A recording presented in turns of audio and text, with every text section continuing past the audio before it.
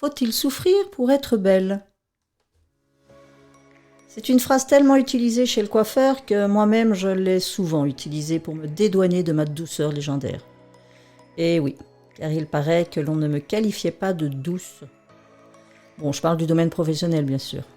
C'est vrai, je reconnais que j'avais plutôt une tendance un petit peu, je ne veux pas dire agressive quand même, pas exagérée, mais bon, la douceur n'était pas ma grande qualité.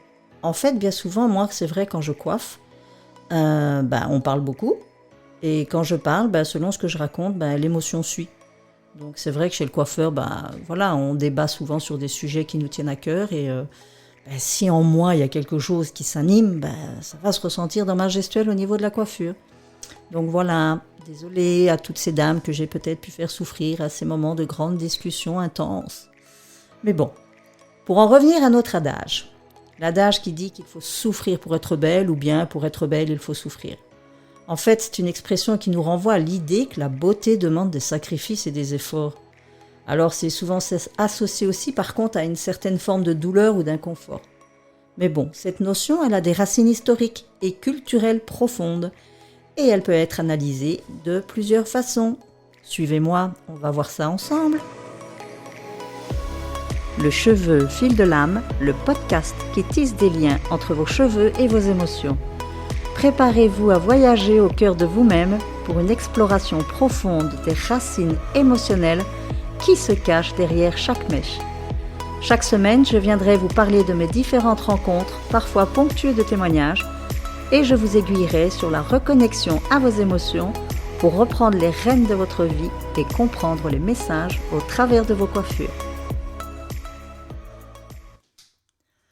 Alors, pour faire un petit peu d'histoire, juste pour vous faire relater certaines petites choses qui seraient vraiment en lien avec cet adage, où on sait qu'à une certaine période qu'on dit victorienne, il y avait, vous vous souvenez, l'histoire des corsets, ces femmes qu'on écrasait littéralement les viscères pour les enfermer dans ces corsets qui leur donnaient une silhouette en sablier. En fait, c'était tellement serré, très inconfortable, mais ça leur provoquait aussi des problèmes respiratoires jusqu'à des déformations physiques. Imaginez un peu. En Chine, on a l'histoire des pieds bandés. Ça, c'est aussi quelque chose où on bandait les pieds des dames chinoises. Et ça a perduré pendant vraiment au moins un millénaire, en fait. Et cette pratique, c'était pour rendre les pieds des femmes plus petits. Et ça, apparemment, c'était un signe de beauté et de statut social élevé. Et puis bon, il y a un tas d'autres pratiques de beauté. Alors, il y a l'épilation à la cire. Oui, ça reste un acte de beauté parce que, notre société qui impose aussi un peu à la femme de ne pas avoir de poils. Bon, nous, on n'a pas le droit. Alors, l'épilation à la cire, ça fait vraiment pas du bien. Il y a les piercings aussi. Bon, ça, c'est un choix personnel. Les tatouages aussi. Et tous les traitements esthétiques invasifs, vous savez, la chirurgie esthétique, de nouveau, pour garder cet âge qu'on veut rester plus jeune et que, on passe quand même par des choses un peu agressives. Mais bon, ça reste très personnel. Chacun ses envies et ses besoins. Alors, derrière ça, comme on dit, cette pression sociétale, c'est qui impose un peu des standards de beauté, en fait. Et puis, les femmes qui ne rentrent pas dans le moule vont essayer de tout faire pour y rentrer. Donc, en passant par cette fameuse chirurgie esthétique ou des arrangements, entre guillemets, parce qu'autrement, on se sent tout de suite stigmatisé, un peu marginalisé et mis en marge de la société, donc parce que on ne ressemble pas à ce fameux critère de beauté. Derrière, ne nous le cachons pas, le marketing est là. Si on peut faire vendre, ne nous gênons pas, allons-y. Et tant qu'à faire, autant culpabiliser les femmes en général pour leur imposer un petit peu d'aller faire ces achats ou pratiquer un petit peu tout ça qui coûte bien souvent un pont. Mais bon, voilà, on n'en est pas tout arrivé à ça, mais c'est quand même assez courant. Et puis, derrière tout ça, il y a une symbolique aussi dans les cheveux. Alors ça, j'adore parce que au niveau de la symbolique, on peut apprendre énormément de choses.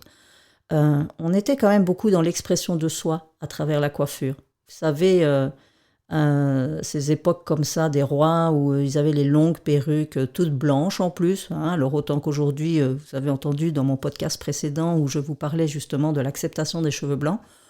Eux, à cette époque-là, ils le revendiquaient plus que plus parce que en fait, c'était signe de richesse.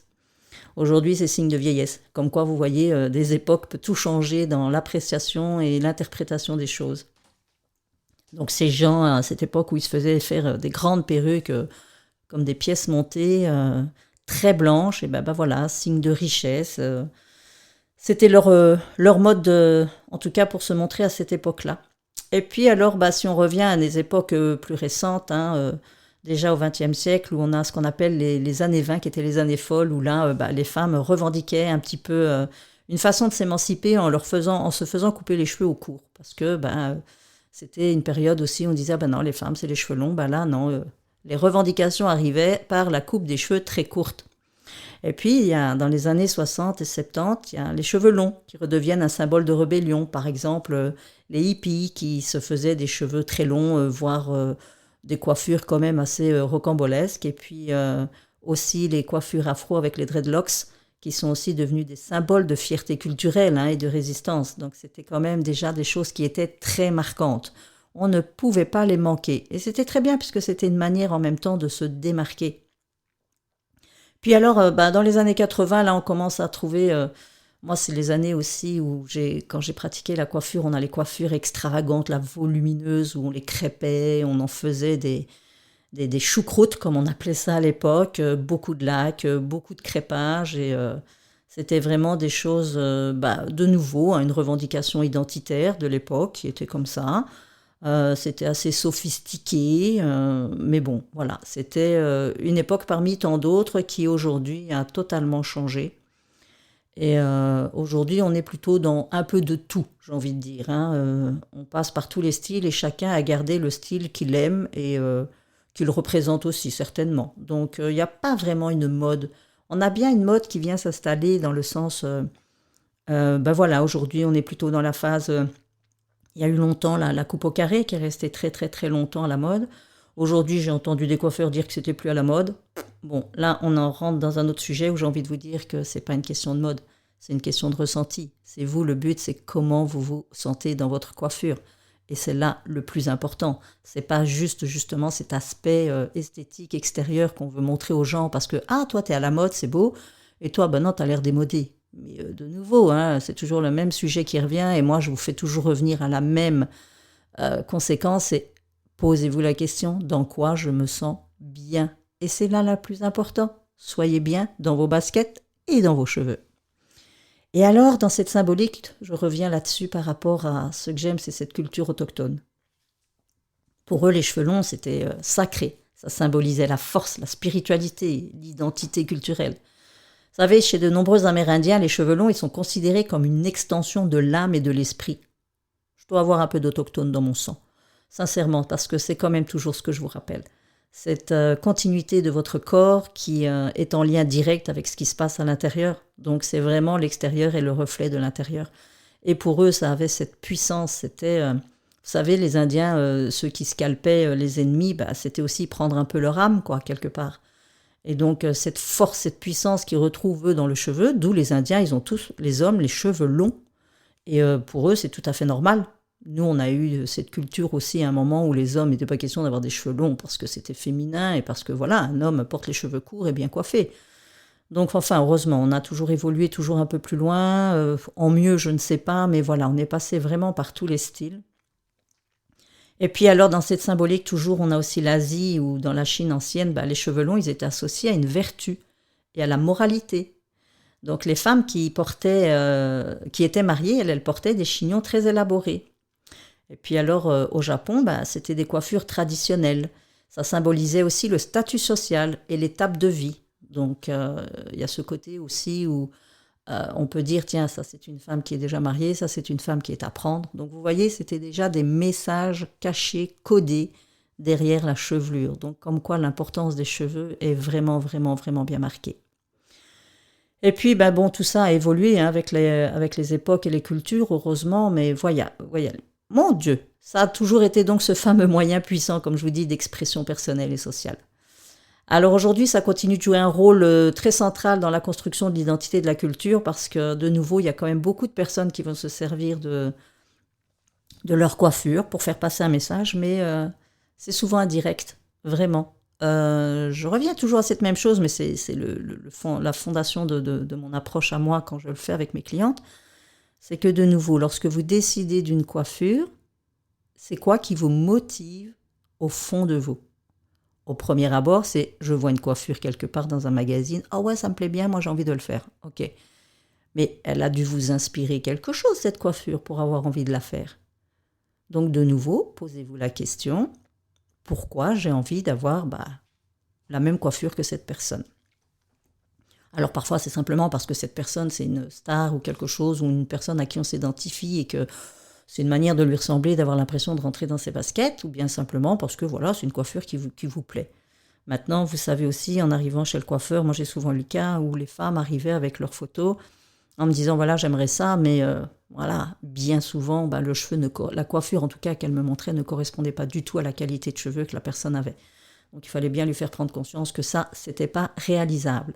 D'où l'intérêt d'aller voir un peu chez elle, tiens, qu'est-ce qui lui conviendrait et comment elle va se sentir dedans. Et c'est là où tout le boulot se met en place, en tout cas pour moi, avec vous. Et puis, en revenant à cette symbolique, il y a une période qui a été quand même très, très, très, très dure pour les femmes, vraiment. Je suppose que vous en avez déjà tout entendu parler, c'est le fameux rasage des cheveux des femmes accusées de pactiser avec l'ennemi en temps de guerre. Vous vous souvenez de ces phases où on a vu beaucoup des vidéos et tout ça, sur ces passages-là, où les femmes qui avaient, comme ils disaient, pactisé avec le diable, qui était l'ennemi évidemment, on les rasait. Et derrière ça, il y avait énormément de messages évidemment. Il y avait ce qu'on appelle la déshumanisation et l'humiliation. Parce que les cheveux, ils ont longtemps été considérés comme un symbole de féminité, de beauté, de dignité. Eh bien, en rasant les cheveux des femmes, on cherchait à les déshumaniser, à les humilier publiquement et puis les priver de leur identité féminine. Alors là aussi, petite parenthèse, parfois au jour d'aujourd'hui, j'ai des femmes qui me disent encore j'ai les cheveux longs parce que c'est plus féminin.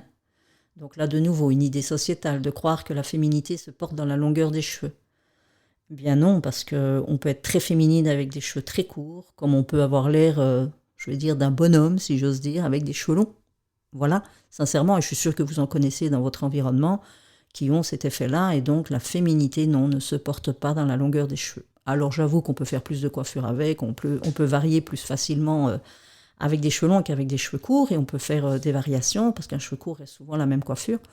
Mais voilà, la féminité ne se portera pas dans la longueur de vos cheveux. Je ferme la parenthèse. Donc revenons à ces femmes rasées, alors en plus de cette déshumanisation et cette humiliation, il y avait aussi la marque de la trahison. Parce que lorsqu'on croisait donc une femme avec des cheveux rasés, ça marquait bien physiquement que c'était des femmes traîtres, comme on les considérait à l'époque. Donc c'était une manière visible et indélébile de signaler leur collaboration avec l'ennemi, ce qui permettait de les ostraciser et de les punir socialement. Donc imaginez, c'était quand même très violent, parce que pour quelqu'un donc qui voyait, qui croisait dans la rue ces femmes rasées, ça les renvoyait au message qu'on voulait bien leur faire passer. C'est des femmes qui avaient pactisé avec l'ennemi, donc des traîtresses, des femmes qui ne méritaient plus de vivre, des femmes qui devaient être montrées du doigt, jugées, punies, et ainsi de suite. Ce qui, moche, faisait prendre une place supérieure à ces femmes qui les croisaient, parce qu'elles se disaient que elles n'avaient pas fait ça, donc elles étaient beaucoup plus notables, tandis que celles-ci, il fallait les montrer du doigt, et ça permettait encore de renforcer cette image vraiment dégradante de la femme. Et puis, signe de punition et de vengeance, parce que en temps de guerre, c'est vrai que les émotions, les tensions, elles sont exacerbées. Et alors, le rasage des cheveux, c'était souvent une forme de vengeance.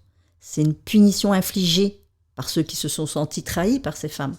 Et donc, c'est une manière de leur faire payer leur prétendue trahison.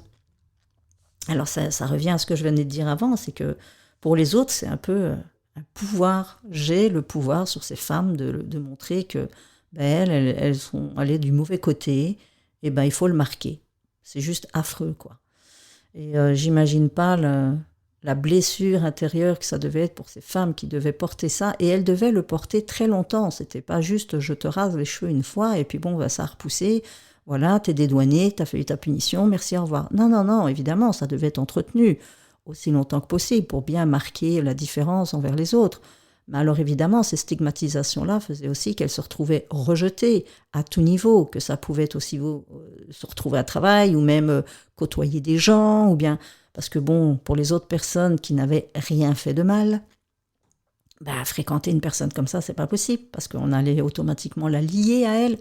Donc, c'était pas possible de les fréquenter. Donc, ces femmes-là ont vraiment été meurtries à tout point de vue, dans leur chair, dans leur corps, dans leur esprit, et c'est juste une catastrophe. Et derrière tout ça, mesdames, donc cette symbolique qui parle énormément des messages passés à travers nos cheveux, de nouveau, c'est toujours la même chose, je vous ramène à aujourd'hui et à vous-même. À vous-même qui voulez passer un message indirectement à travers votre coiffure.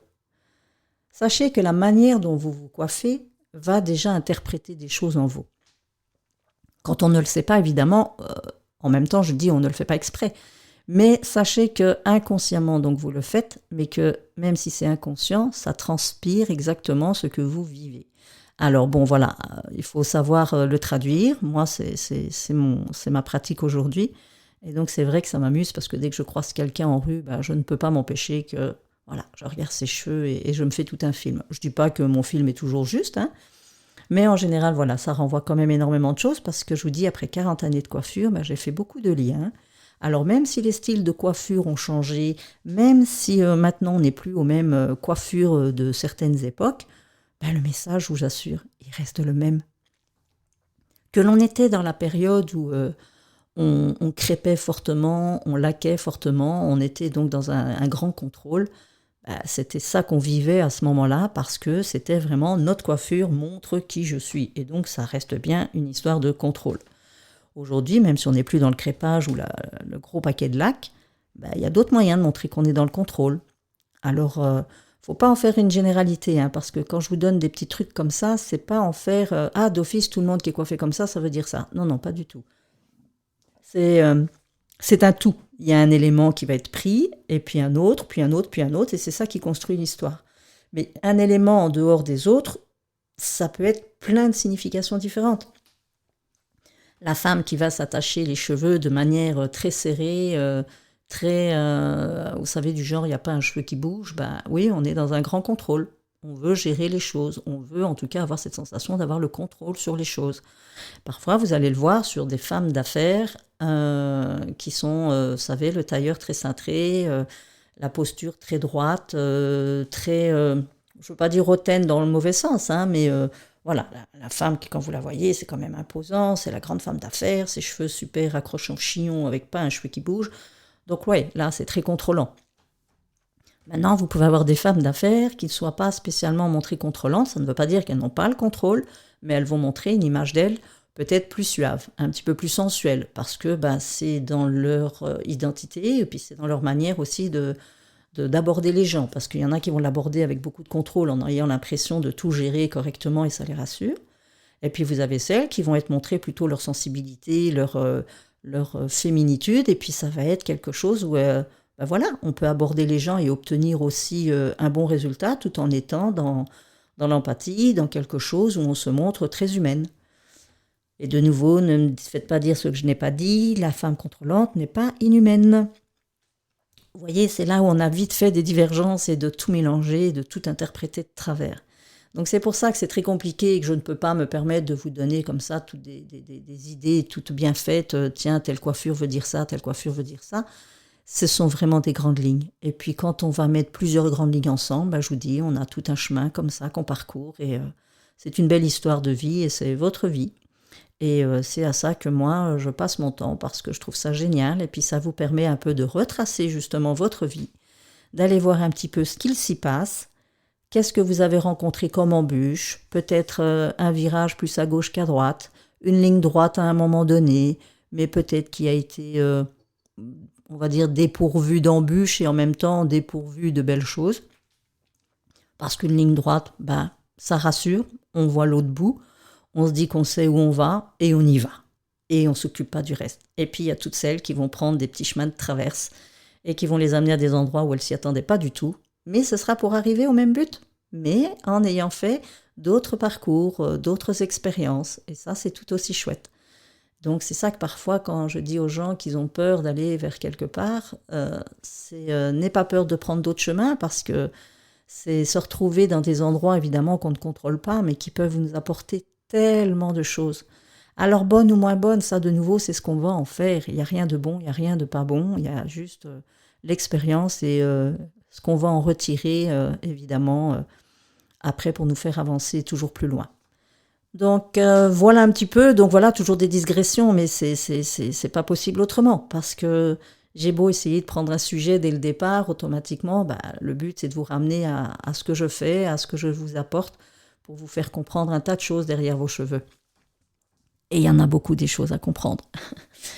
Et voilà, donc je pourrais de nouveau encore en parler tellement longtemps parce que c'est beau de vous voir mesdames, c'est beau de vous voir dans vos cheveux, que vous soyez en soin avec ou pas. Et ça c'est encore toute une autre histoire que je pense que je vais certainement penser à aborder dans un autre épisode. Donc, n'hésitez pas, abonnez-vous et puis faites passer les messages, partagez autour de vous. Je suis sûre que vous avez des amis, des cousines, des mamans, des grands-mères, toutes plein de femmes comme ça autour de vous qui seraient très intéressées de comprendre ce qui se cache derrière leurs cheveux et en quoi tout ceci pourrait les aider en tout cas à se sentir mieux avec eux. Donc voilà, je vous dis à tout bientôt et puis on se retrouve dans un prochain épisode et puis je pense que là j'ai peut-être un petit peu... avancer le sujet où c'est justement son identité derrière sa coiffure. Ça, c'est un vaste sujet. Je vous dis à bientôt. Bye bye.